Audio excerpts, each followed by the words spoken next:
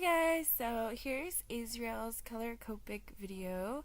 I was thinking whether or not I wanted to do his clothes like a different color, but I just decided on black and white because it's a classic and I love black and white, obviously.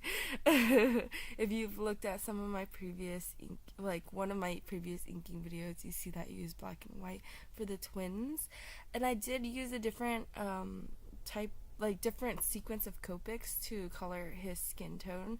This time I use E0000,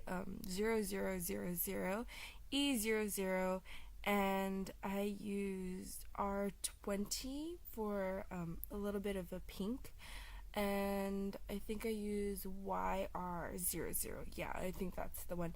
So I used a different combination of Copics this time because I wanted to see what I would get by using different combination of Copics, and I really liked the way it turned out. Usually I'd use E11 in E13 and E00, but instead going with this combination, it came with a lighter skin tone, and I really liked the way it ended up looking. So I was just like, hey, I should use this more often. So I think I'm gonna end up using it more often than usual. And it's a really cool thing to experiment with your colors. Don't be afraid to do that. If you are afraid of doing it on the actual piece of paper, then put it on a side paper, do a sketch, and then see how it would be, because that's what I did with Azrael's hair. I wasn't sure what I wanted to do with his hair, because originally I wanted it black, and then I wanted it with gray highlights, but then I decided against it and went with an unnatural color. I went with like a dark purple and kind of like a grayish purple, but then I realized that it was just too cool tone for me, so I wanted to get a purple in with a warm tone, so I got like a pinkish purple and I added that in, and it really looks pretty because it reminds me of like all of that galaxy stuff that had been going around earlier.